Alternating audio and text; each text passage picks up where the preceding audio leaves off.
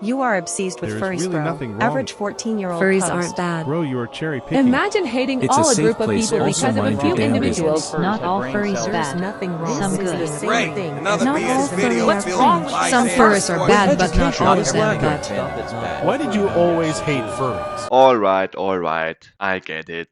Stop whining. Let's get this over with, once and for all.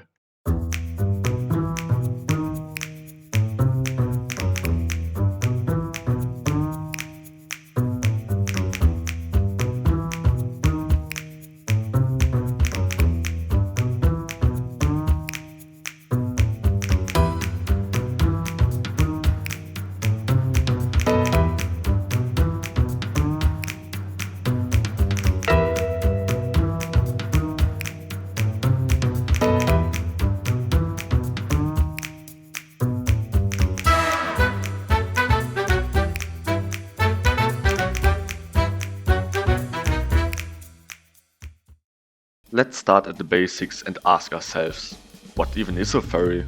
According to Oxford Languages, it is an enthusiast for animal characters with human characteristics. In particular, a person who dresses up in costume as such a character or uses one as an avatar online. The focus here lies on the word enthusiast. Therefore, it is a person with something a bit more than just a simple interest. I mean, you certainly don't want to make the mistake and associate anyone who likes to watch, let's say, Pokemon or any other show or movie involving anthropomorphic animals into the same basket as these guys over here. Oh! Ew! Dude! What the fuck? With that taken care of, let's now look at the history of furries. Individuals who would be considered furries nowadays probably came to be when cartoonish animals first made an appearance in comics or on the big screen in the early 20th century. But that's not as important as the beginning of the furry fandom itself.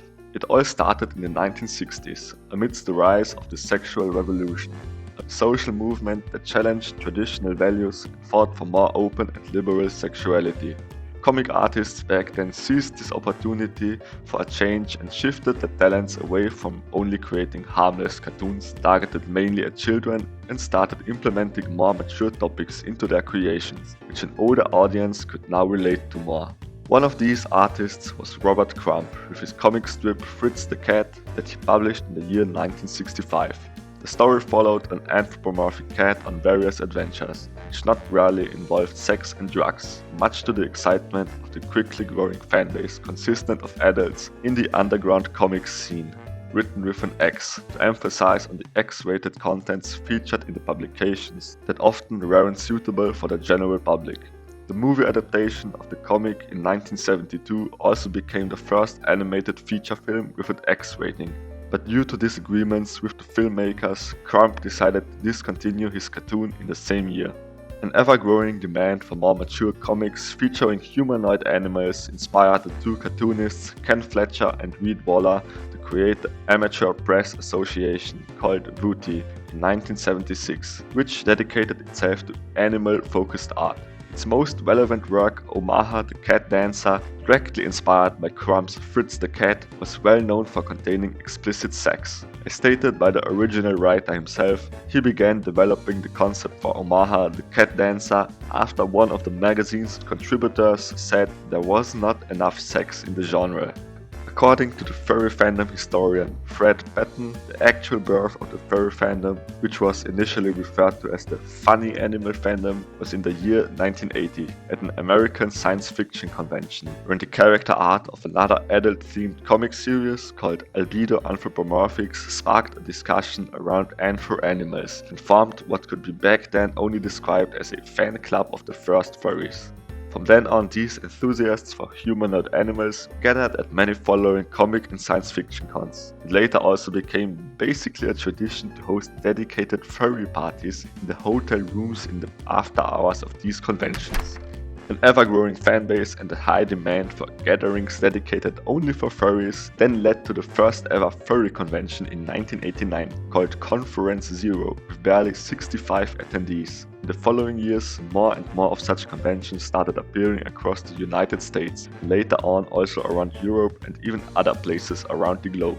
In the meantime, the number of members inside the furry fandom basically skyrocketed, especially when the internet widely became accessible to anyone around the modern world.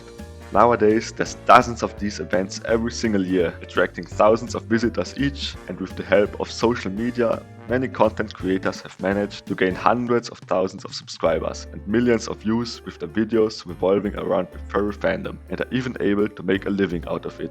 There isn't a lot of data backing this up, but as of today there's approximately 3 million furries worldwide, although that amount is probably way higher than the estimate. The downside of quickly becoming this popular over the last few decades is that the general population is eventually gonna find out about it in one way or another. Probably the most notable instance of this happening was in as early as 2003 with the popular TV show CSI. The 5th episode of the 4th season, called Fur and Loathing, introduced over 27 million viewers in the USA alone to the back then still very much unknown furry community. But the furries themselves weren't too happy about this publicity they received, since the show pretty much only portrayed them as sex-craved weirdos in animal costumes. But what is actually behind all that? Are they really just innocent fans of cartoonish animals you can even trust your children with? Or are the stereotypes true, and were our favorite crime scene investigators already on the right track more than 20 years ago?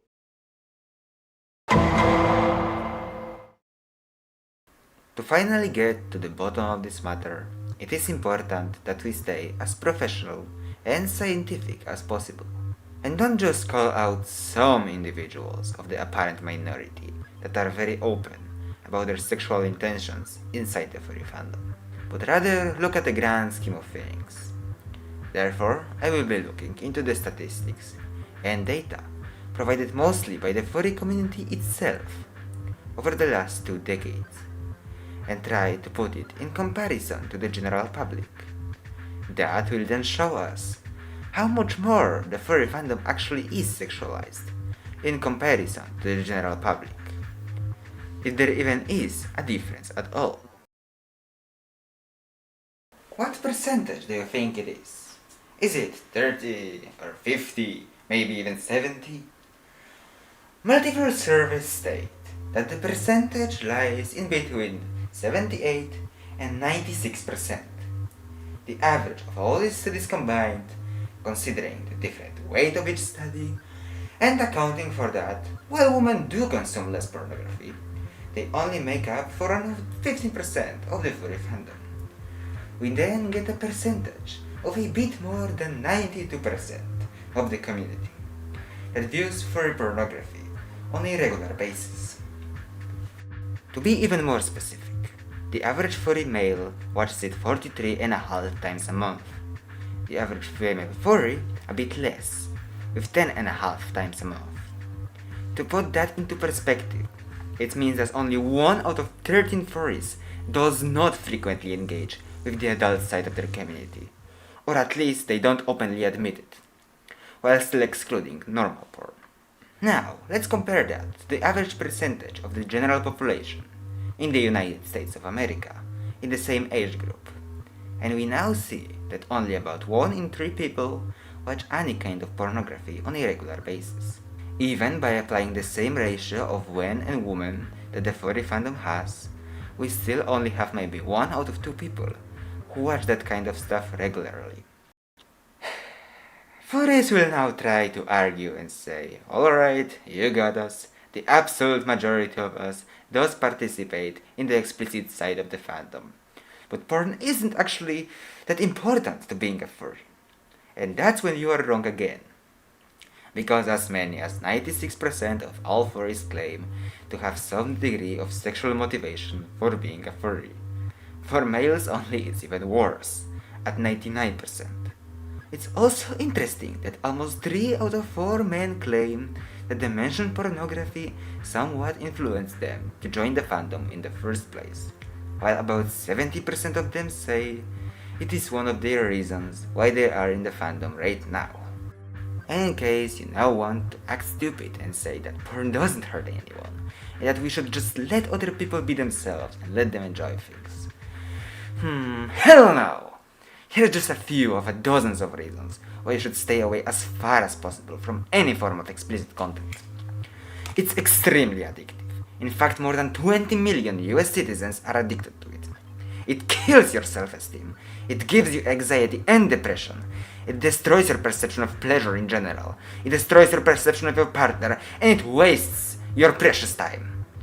The porn industry is known for being extremely abusive and also responsible for a lot of human trafficking, including children. There is a lot more reasons out there, but as you can see, it's just not worth it. One of the other problems with allowing such oversexualization with barely any restrictions to happen is the spread and normalization of certain harmful fetishes and kinks. In the case of the furry fandom, it is so-called coop, or baby fur content. A study from 2018 shows that as much as 6% of the furry community identifies themselves as a cub or a baby fur, while another 2019 survey pointed out that more than 8% of the community openly have a fetish for these disgusting things.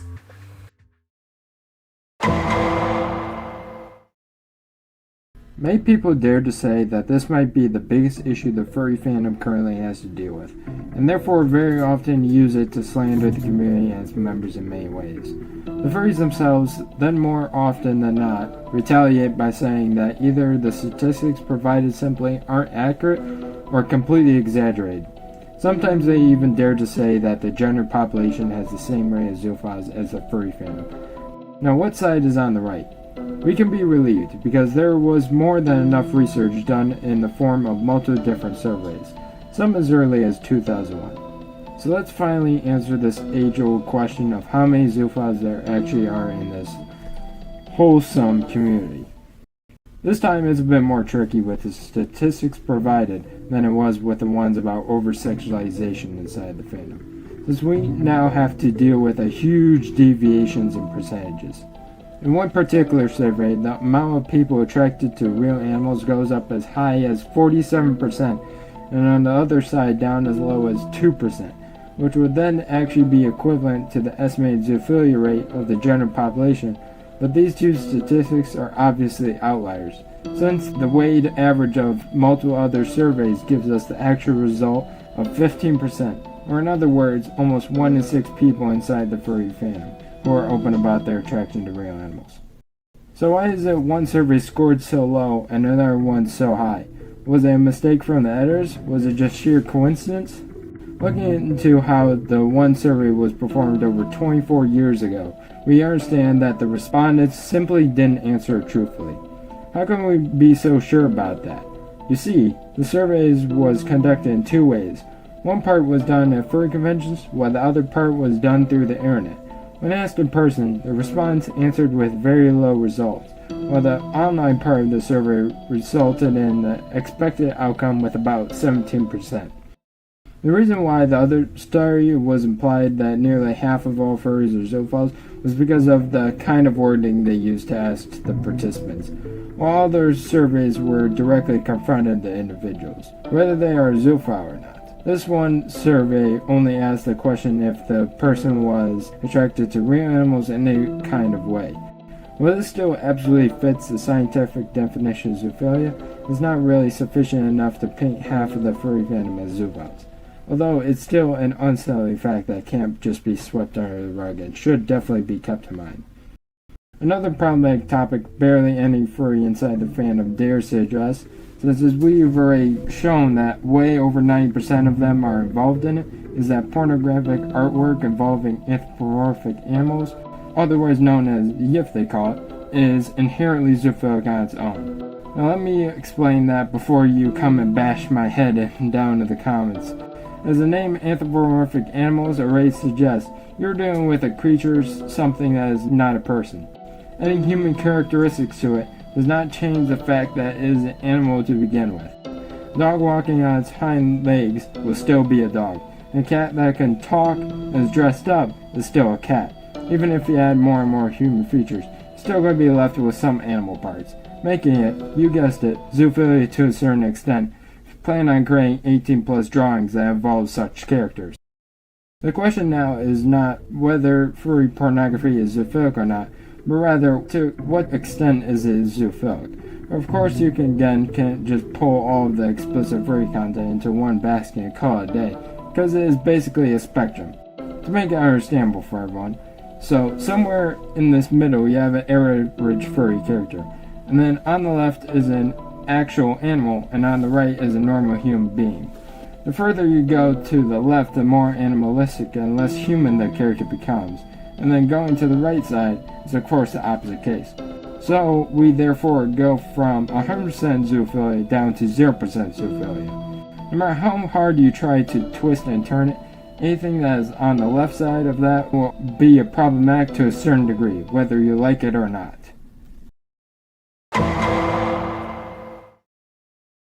So what can we take away from this video? That the furry fandom is a cesspool, which has fictional animal pornography deeply rooted into its history, and that way over 90% of its members are prone to watching that stuff very regularly, while simultaneously claiming that it's part of their reasoning they are a member of this community in the first place. On the other hand, you have almost a sixth of the community that is openly sexually attracted to real animals, and the rest of the fandom fails to take care of this problem, seemingly only being bothered by it when there's drama revolving around these messed up individuals. This is clearly visible when you look at the statistics and realize that the rate of zoophiles inside the furry fandom has basically stayed consistent for the past 2 decades, only going down ever so slightly, likely due to the influx of younger people in the recent years. And if all that wasn't already bad enough, you of course have about 8% of the fandom that openly have fetishes directly linked to pedophilia. And it also doesn't help that the normal furry pornography often depicts their characters with the physiognomy of a child, which then further only accelerates the pipeline of pornography usage leading to pedophilia. And while all this is happening, you have the popular faces of this community actively pushing this so-called family-friendly hobby onto the mostly younger audiences. So to finally get back to the question asked at the beginning of this video, whether the furry fandom really is just a bunch of sex and porn addicts, like the media has often portrayed them as, and whether the many stereotypes revolving around furries were more or less true. My personal answer in this case is a loud and clear yes. I believe that there isn't much of a need to even argue against all this, with the tons of sources and statistics provided that are further solidifying all these claims. And while the furry community of course does have many other aspects to it than just the 18+ side, and has for example donated a notable amount of money to multiple charities, and has possibly helped some individuals overcome their anxiety or worse. But it is clear that many, if not most people, aren't drawn to the furry fandom because of the child-friendly parts, but rather the massive amounts of explicit imagery. And if that wasn't the case, there is still the absurdly huge possibility that they are eventually introduced to it sooner or later, given how open and unconcerned the members are about this particular topic. In the end, it doesn't matter how much this community tries to paint itself in a good light, because no amount of dancing, drawing, singing, or claiming that it's just a hobby over and over again is anywhere enough to overshadow the dark side of the fandom. To all the popular furries who feel the need to target their content directly at children and constantly tempting them to join your community, how can you sleep at night when you're responsible for luring thousands of children into an environment which is absolutely not suitable for them? You are risking giving literal children something as severe as a porn addiction. You should honestly know better, given that you have been in this community for years and know yourself how bad it is behind the curtains. Honestly, just shame on you.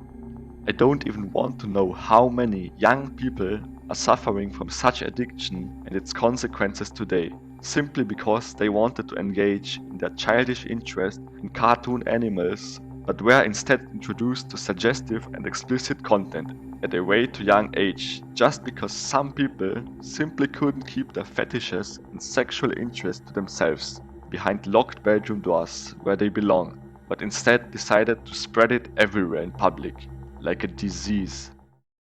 To make it clear once again, this video wasn't created in an effort to destroy and defame the entire furry fandom as a whole and make people hate every single furry they encounter now, but rather to inform people about what is actually going on behind the scenes of, as the trendings are showing, one of the fastest growing communities on the internet right now, and to make people think twice before joining this group and what they are possibly getting themselves into. Stay safe out there.